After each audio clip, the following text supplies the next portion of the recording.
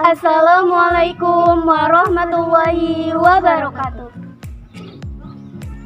Salam kemanusiaan. Halo peserta Matsama, selamat datang di MAN 3 Tangerang. Perkenalkan, nama saya Nia Uliasari dan rekan saya Serindia Astuti. Kami akan memperkenalkan salah satu eskul yang ada di MAN 3 Tangerang, yaitu PMR. Sebelumnya, apa sih PMR itu? PMR atau Palang Merah Remaja adalah organisasi yang bergerak di bidang kesehatan dan kemanusiaan. Palang Merah Remaja adalah wadah pembinaan dan pengembangan anggota remaja PMI yang selanjutnya disebut PMR. Hai adik-adik, sudah tahukah kalian manfaat mengikuti ekskul PMR?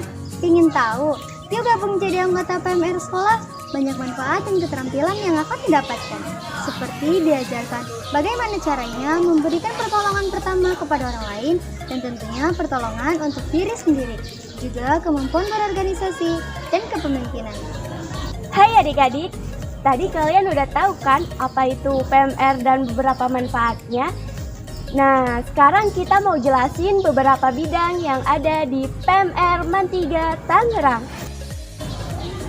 Jadi, di dalam PMR MAN 3 Tangerang terdapat beberapa bidang. Yang pertama ada CC atau cerdas cermat. Sebelumnya, apa sih CC itu? Cerdas cermat adalah bidang yang mempelajari semua materi dari bidang-bidang lainnya. Untuk lebih jelasnya, yuk kita saksikan video berikut. Di sini, saya akan menjelaskan tentang asal mula gerakan Palang Merah Internasional. Sejarah lahirnya gerakan Palang Merah Internasional bermula pada bulan Juni tahun 1859. Seorang pengusaha Swiss yang bernama Jean Henry Dunant tiba di sebuah tempat di Italia Utara dalam perjalanannya untuk menemui Kaisar Prancis, yaitu Napoleon III. Napoleon III saat itu sedang berperang di kawasan itu. Henry Dunant yang berasal dari Jenewa pun ingin melakukan pembicaraan bisnis dengan sang kaisar. Namun, dalam perjalanannya, Henry Dunant menyaksikan perang berdarah yang mempertemukan antara pasukan Prancis dan pasukan Austria. Dalam peperangan itu, Henry Dunant hanya menjumpai sedikit tenaga medis untuk membantu para korban-korban yang terluka. Ribuan tentara tewas dan terluka dalam peperangan itu. Henry Dunant pun memutuskan untuk menggunakan gereja di desa Castiglione sebagai rumah sakit darurat. Dan ia pun mulai mengatur pertolongannya. Sekembalinya ke Jenewa, Henry Dunant tak dapat melupakan pengalamannya tersebut. Henry Dunant menuliskan pengalamannya tersebut ke dalam sebuah buku yang berjudul A Memory of Solferino. Buku tersebut berisi agar di setiap negara membuat sebuah kelompok relawan yang tugasnya ialah mengurus para korban-korban yang terluka di masa perang. Dan agar negara-negara membuat kesepakatan untuk melindungi para kelompok relawan pertolongan pertama tersebut. Buku Henry Dunant tersebut diterbitkan pada tahun 1862. Maka lahirlah sebuah gagasan untuk merawat para tentara yang terluka dan sakit dari pihak netral. Dan Henry Dunant pun mengusulkan untuk menggunakan lambang internasional sebagai tanda tenaga medis. Nah, dari peristiwa tersebutlah terbentuk sebuah gerakan yang bernama Palang Merah Internasional. Yang kedua ada bidang PP. Apa sih PP itu? PP adalah pemberian pertolongan segera kepada penderita sakit atau cedera pada kecelakaan yang memerlukan penanganan medis dasar. Masih belum paham? Yuk kita simak video berikut.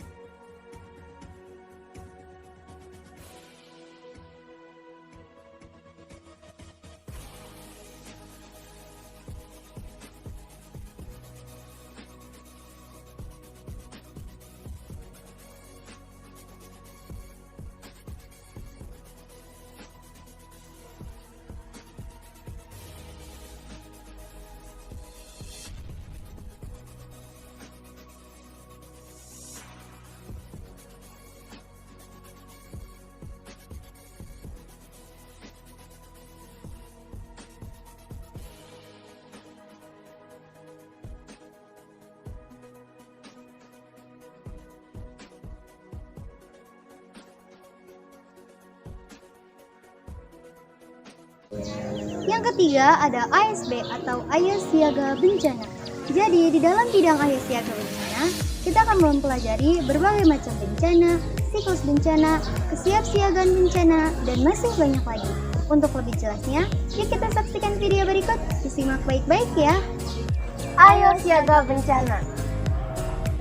Bidang ini tentu kita akan mempelajari apa itu bencana.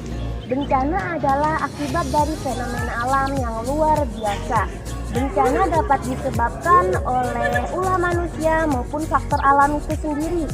Bencana dapat menimbulkan adanya korban jiwa, kerugian material, dan kerusakan lingkungan, di mana masyarakat setempat tidak dapat mengatasinya, sehingga memerlukan bantuan dari luar. Ada pula yang dinamakan dengan siklus bencana. Siklus bencana terdiri dari pra-bencana, bencana, kemudian pasca bencana.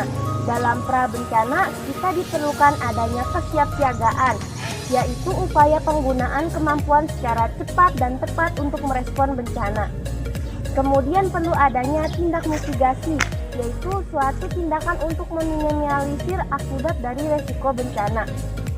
Ada pula yang dinamakan dengan pasca bencana, yang terdiri dari proses rehabilitasi atau pemulihan kembali jiwa si korban akibat dari bencana. Kemudian ada proses rekonstruksi atau pembangunan kembali sarana dan prasarana yang rusak akibat bencana. Yang terakhir adanya bantuan. Bantuan dapat berupa berbagai macam, contohnya bantuan pangan, tenaga medis, alat medis, pakaian, dan lain sebagainya. Selanjutnya pula ada pembagian bencana. Pembagian bencana dibagi menjadi dua, yaitu 1. Pembagian bencana menurut waktu, 2. Pembagian bencana menurut penyebabnya. Pembagian bencana menurut waktu dibagi menjadi dua, yaitu 1. Bencana tiba-tiba, contohnya seperti gempa dan tsunami. 2. Bencana secara berkala, yaitu bencana yang terjadi terus-menerus, contohnya hujan yang menyebabkan banjir. Dan yang terakhir, yang kedua, bencana menurut penyebabnya dibagi menjadi 3, yaitu 1. Bencana oleh alam disebabkan oleh gempa dan gunung meletus. 2. Bencana oleh manusia disebabkan oleh kebakaran dan peperangan. Dan yang terakhir, yang ketiga, bencana oleh alam dan manusia disebabkan oleh banjir dan tanah longsor.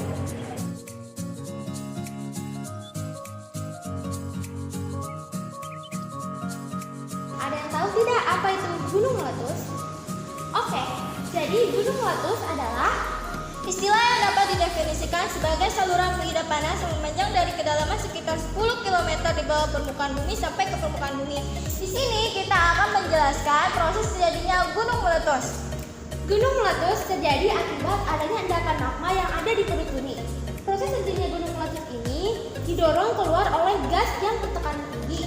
Hasil letusan gunung meletus yaitu gas, vulkanik, dan lava. Di sini juga ada lava dan lahar. Kalian tahu tidak apa itu lava dan lahar? Jadi, lava adalah batu pijar yang mengalir dari ke dalam gunung meletus. Di bawah permukaan batunya bermacam-macam. Dan lahar adalah aliran air vulkanik yang biasanya berupa pasir, batu, dan kerikil. Hasil letusan gunung ini yaitu ada gas, lava, dan vulkanik. Di sini juga ada perubahan dan dampak negatif dari gunung meletus. Penyebabnya adalah meningkatnya kegempaan vulkanik yang terjadi. Dan kalian tahu tidak apa itu gempa vulkanik? Gempa vulkanik adalah gempa bumi yang terjadi aktivitas vulkanik. Selanjutnya ada pula tanda-tanda gunung meletus, yaitu pertama, keluarnya suara gemuruh dari dalam perut bumi. Kedua, sungai jadinya mengering. Ketiga, tumbuhan menjadi layu. Dan dampak negatif serta positif dari gunung meletus. Dampak positifnya yaitu tumbuhan atau tanaman akan menjadi lebih subur. Dampak negatifnya yaitu adanya pencemaran udara dan melumpuhkan aktivitas masyarakat sekitarnya.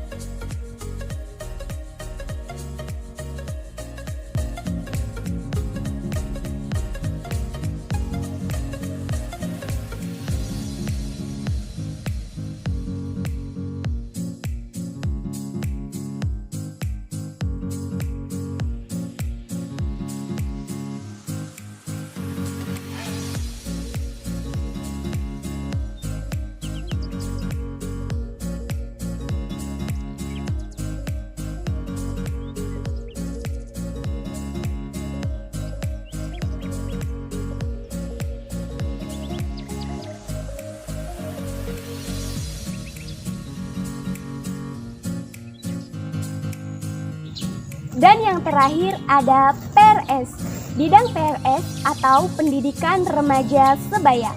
Apa sih PRS itu?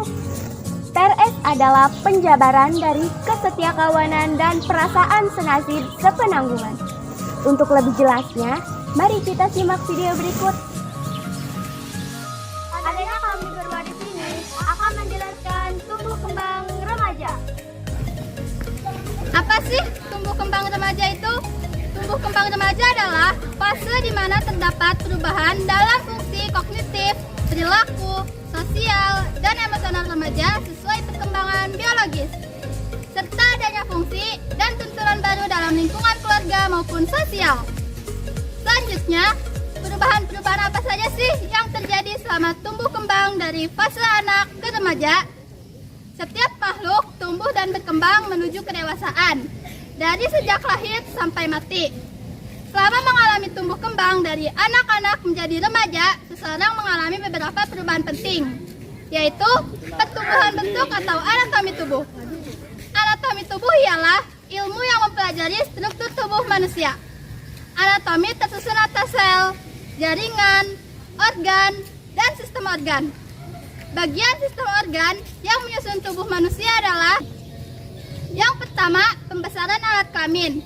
Yang kedua, pertumbuhan rambut di tempat tertentu. Yang ketiga, peningkatan kelenjar minyak dan mudah berjerawat. Yang keempat, suara berubah menjadi besar pada anak laki-laki. Pada anak perempuan, suara berubah menjadi lebih lembut. Yang kelima, pembesaran otot pada remaja laki-laki dan pembesaran pinggul serta dada bagi perempuan. Nah, selain bidang-bidang tersebut, di PMR, kita juga belajar membuat tandu darurat. Untuk lebih jelasnya, yuk kita saksikan video berikut. Disimak baik-baik ya.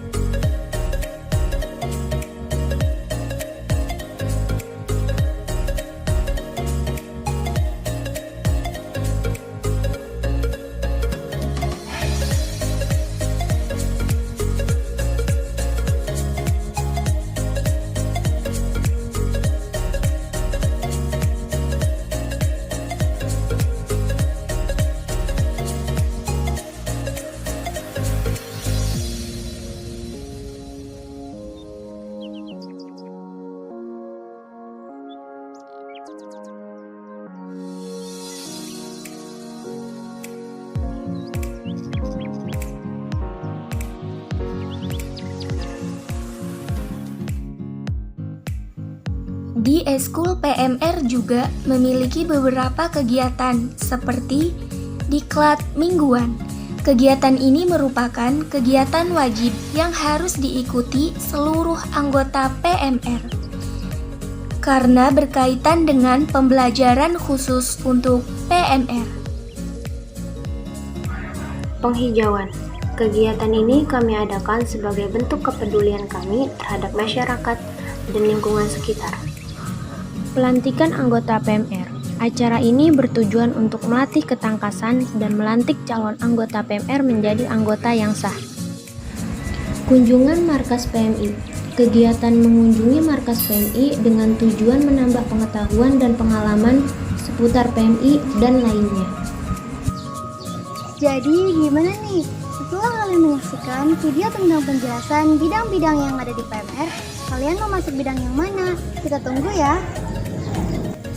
Gimana menurut kalian PMR itu seru kan? Ayo bergabung di organisasi PMR MAN 3 Tangerang. Sekian dari kami. Wassalamualaikum warahmatullahi wabarakatuh. Jangan lupa masuk PMR ya.